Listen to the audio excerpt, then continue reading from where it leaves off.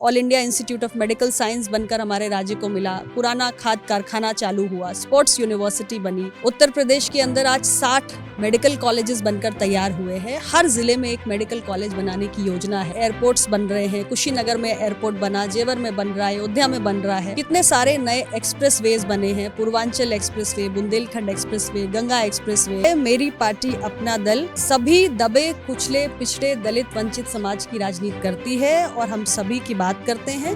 और हमारी कोशिश है कि जो दबा कुचला वंचित समाज है वो देश के विकास की और राजनीति की मुख्य धारा में आए, और ऐसा हो भी रहा है। धीरे धीरे अपना दल का विस्तार भी हो रहा है और आप देख रहे हैं कि जिन मसलों, जिन मुद्दों, जिन सिद्धांतों पर अपना दल का गठन हुआ था उन पर हम समाधान की ओर भी बढ़ रहे हैं। लंबे समय से इस बात की चर्चा थी कि बीजेपी और अपना दल के बीच सब कुछ ठीक नहीं चल रहा है, लेकिन एक मंच से ऐलान होता है कि बात बन गई है। अनुप्रिया जी, इस बात की चर्चा बड़े लंबे समय से हो रही थी कि बीजेपी और अपना दल के बीच में ठीक नहीं चल रहा है, सीट बंटवारा जो है उस पर बात नहीं बन पा रही है। बात बन गई क्या?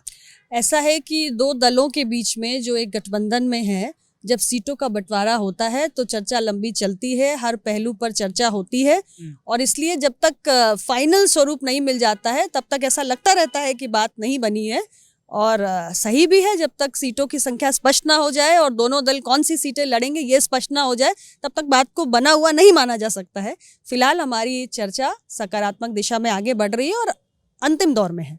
चलो, ऐलान हो गया है, बातचीत बन गई है, कितनी सीटें लड़ेंगी? बहुत जल्दी हम बताएंगे, बहुत जल्दी हम घोषणा करेंगे कि अपना दल कितनी सीटों पर लड़ेगा और कौन कौन सी सीटों पर लड़ेगा। अभी हमारी बातचीत अंतिम दौर में चल रही है। एक और बीजेपी है जिसके सहयोगी दल के रूप में अपना दल है, निषाद पार्टी के डॉक्टर संजय निषाद हैं। वहीं समाजवादी पार्टी का एक बड़ा गठबंधन है जिसमें ओम प्रकाश राजभर हैं, कृष्णा पटेल जी हैं, केशवदेव मौर्य हैं, संजय सिंह चौहान हैं।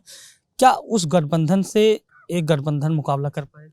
नहीं, बिल्कुल। देखिए, ऐसा है, 5 साल में आप देखिए कि उत्तर प्रदेश में डबल इंजन की सरकार ने जिस गति से काम किया है, उत्तर प्रदेश के अंदर आज 60 मेडिकल कॉलेजेस बनकर तैयार हुए हैं। हर जिले में एक मेडिकल कॉलेज बनाने की योजना है। कितने सारे नए एक्सप्रेस वेज बने हैं, Purvanchal express way, Bundelkhand express way, Ganga express way.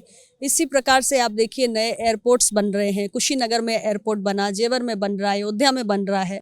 और हेल्थ की दृष्टि से अगर आप देखें, दूसरा all India institute of medical science बनकर हमारे राज्य को मिला, पुराना खाद कारखाना चालू हुआ, स्पोर्ट्स यूनिवर्सिटी बनी, आयुष यूनिवर्सिटी बनी। तो इतना सब कुछ जब उत्तर प्रदेश को पिछले 5 वर्षों में मिला है तो निश्चित रूप से हम जन आकांक्षाओं पर खरे उतरे हैं और हमको दोबारा मौका मिलेगा उत्तर प्रदेश की जनता की सेवा करने का। ओम प्रकाश राजभर का कहना है कि पिछड़े वर्ग के जो भी नेता या जो भी दल भारतीय जनता पार्टी के साथ हैं वो लीडर नहीं लोडर हैं, वो अपने जो समाज के मुद्दे हैं उसे नहीं उठाते। लेकिन आप गठबंधन में रह के सामाजिक न्याय के मुद्दे पर लगातार बीजेपी से सवाल करती हैं, क्या कहना चाहिए? देखिए, मैं सवाल करती भी हूँ और मेरी पार्टी मसलों का समाधान भी करवाती है और हमारी सरकार समाधान करती भी है। 69,000 शिक्षक भर्ती में हमारी सरकार ने समाधान किया है। या नीट की एग्जामिनेशन में ऑल इंडिया कोटा में पिछड़ों का 27% आरक्षण लागू करने का काम मोदी जी की सरकार ने किया है। तो सिर्फ बातें नहीं है, कथनी और करनी में कोई अंतर नहीं है। अपना दल के हम मसलों को उठाते भी हैं, हमारी सरकार उसका समाधान भी करती है। एक आखिरी सवाल आपसे, लंबे समय से आप कुर्मी समाज का प्रतिनिधित्व कर रहे हैं, एक ऐसा समाज जो राजनीतिक हाशिए पर था, आज वह मुख्य धारा की राजनीति में जुड़ा है। तमाम सारे कुर्मी नेता अन्य दलों में भी हैं। क्या लगता है जो वोट बैंक है वो भाजपा के साथ ट्रांसफर हो पाएगा? देखिए, ऐसा है, मेरी पार्टी अपना दल सभी दबे कुचले पिछड़े दलित वंचित समाज की राजनीति करती है और हम सभी की बात करते हैं। और हमारी कोशिश है कि जो दबा कुचला वंचित समाज है वो देश के विकास की और राजनीति की मुख्य धारा में आए, और ऐसा हो भी रहा है। धीरे धीरे अपना दल का विस्तार भी हो रहा है और आप देख रहे हैं कि जिन मसलों, जिन मुद्दों, जिन सिद्धांतों पर अपना दल का गठन हुआ था उन पर हम समाधान की ओर भी बढ़ रहे हैं। काफी समय से इस बात की चर्चा है कि इस बार योगी आदित्यनाथ सीएम होंगे या नहीं, केंद्रीय नेतृत्व तय करेगा। भाजपा के कई नेता भी कह चुके हैं, कई मंत्री भी, कि ये केंद्रीय नेतृत्व फैसला करेगा। सीएम योगी आदित्यनाथ को एज अ सीएम आप गठबंधन दल के सहयोगी हैं, किस तरह से उनके कामकाज को देखते हैं? क्या लगता है कि उन्हें सीएम अगर सरकार आई तो बनना चाहिए? देखिए, ऐसा है, हम एक गठबंधन में हैं और आज इस बात का फैसला हम नहीं कर सकते हैं। फिलहाल हम सीटों का डिस्ट्रीब्यूशन करके चुनाव के मैदान में जाएंगे, एनडीए की सरकार बनाएंगे और बाकी जो विधायक दल होता है वो तय करता है कि उसका नेता कौन होगा। हमारे साथ अनुप्रिया पटेल थी, जिन्होंने साफ साफ सीधे शब्दों में कहा कि इस बार एनडीए की सरकार बनने वाली है। लंबे समय से एनडीए के सहयोग में है और लगातार जो वोट बैंक है उस पर फोकस कर रही है।